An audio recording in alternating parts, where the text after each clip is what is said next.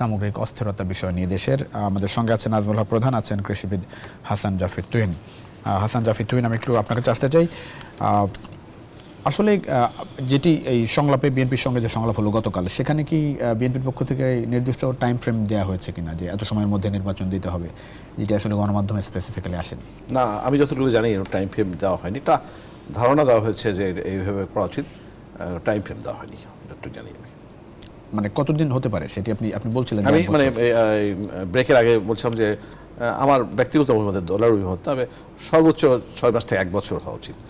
যত সংস্কারের বিষয় সামনে আসছে, এই এক বছর মধ্যে সম্ভব বলে আপনার মনে হয়? সংস্কার শুধু এই 3 মাস হচ্ছে 31 ডিসেম্বরের মধ্যে এই 6 কমিশন প্রস্তাব দেবে।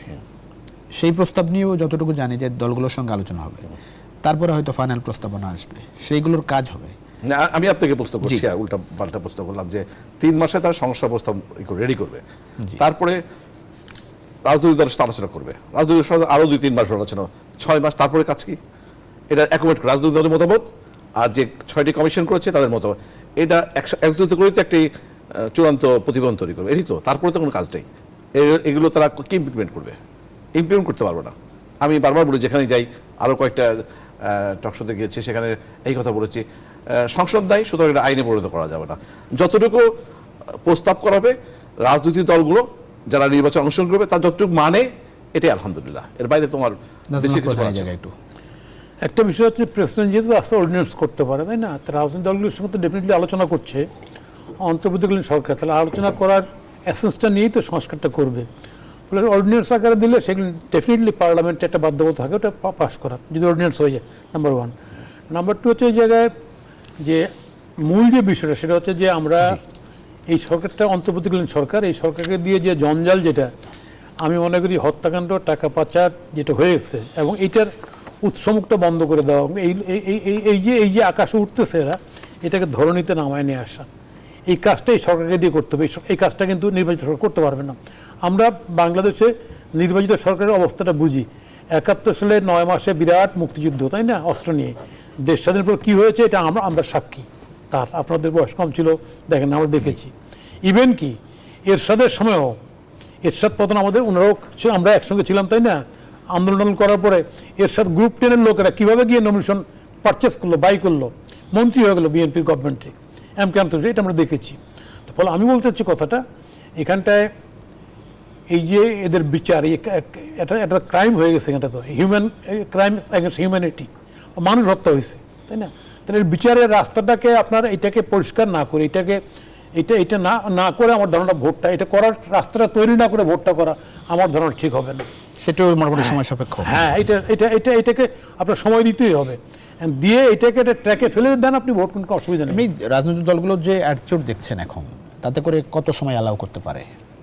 আমার ধারণা 2 বছর বলছিলেন, আমার নর্মাল কারণে আমার ধারণা যে এমনি শুনেন, আমি গ্রামের থেকে আসছি, ওনারাও যান, ওনাদের পার্টি বড়, পাবলিক ভোটের মুডে নাই। কারণ পাবলিক এই কয়েকদিনে যা দেখেছে, তাই না? পাবলিক ওই ফুটন্ত করের থেকে আগুনে চাপ দিতে চায় না। ডেফিনেটলি পাবলিক একটা ভালো ভোট, নিজের পছন্দ মতো প্রার্থীকে, হ্যাঁ, সেটা অ্যানিবডি এলস, যে কেউ হোক, সেই জায়গাটা ইনশিওর করতে চায়। যদি ইনশিওর করতে চায়, ভালো ভোট হবে, যদি না চায়, ভালো ভোট হবে না। ফলে যেই লাউ সেই কদু, বারবার একই জিনিস করে এই পরীক্ষায় পাবলিক আমার ধারণা পার্টিসিপেটই করবে না। এখন তো একটা বিষয় আলোচনা আসছে যে প্রতিনিধিত্বশীল সংসদ, মানে ধরেন একটা বিষয় আছে যে ভোটের পার্সেন্টেজ অনুযায়ী সংসদীয় প্রতিনিধি, সেই বিষয়টি প্রপোর্শনাল ডেমোক্রেসি প্রস্তাব আমাদেরও আছে, নট 300 সিটেই না। এটা বাংলাদেশে এটা বহুদিন ধরে বামপন্থী সংগঠনগুলি বলে আসতেছে যে প্রপোর্শনাল ডেমোক্রেসি হোক, যে পার্সন ভোট পাবে ওই পার্সেন্ট অনুযায়ী তার seat. It's very good idea, এটা স্ক্যান্ডিনেভিয়ান কান্ট্রিগুলোতে আছে।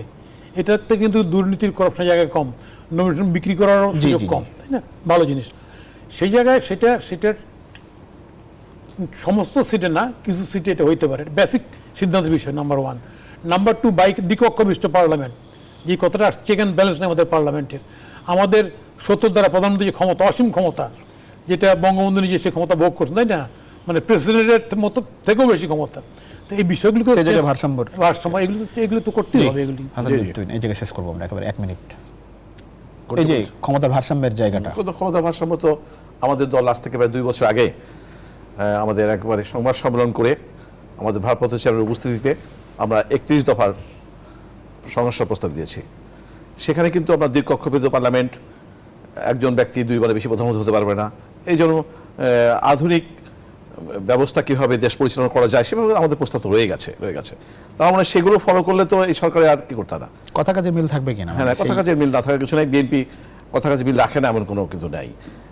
দেখেন ওই বিভিন্ন দুর্নীতির কথা এসেছে, বিভিন্ন কথা এসেছে। বিএনপির সময় তো 1-2 কোটি টাকা দুর্নীতির অভিযোগ এসেছে। বিএনপির সমস্ত নেতা নেত্রী, মন্ত্রী, এমপি সবার মিলে কিন্তু দুর্নীতি অভিযোগ প্রমাণিত না 100 কোটি টাকা হয়নি কিন্তু। আর এখানে ছাত্রলীগের ফরিদপুরের সভাপতি, তার বিরুদ্ধে 2000 কোটি টাকা পাচারের অভিযোগ এসেছে। গত কয়েকদিন আগে বাংলাদেশ ব্যাংকের গভর্নর বলেছে বাংলাদেশের 4-5টি পরিবার কয়েক লক্ষ কোটি টাকা পাচার করেছে, তার কাছে তথ্য আছে। তো এখানের সাথে তো আসলে বিএনপির সাথে আওয়ামী লীগের তুলনা করলে চলবে না।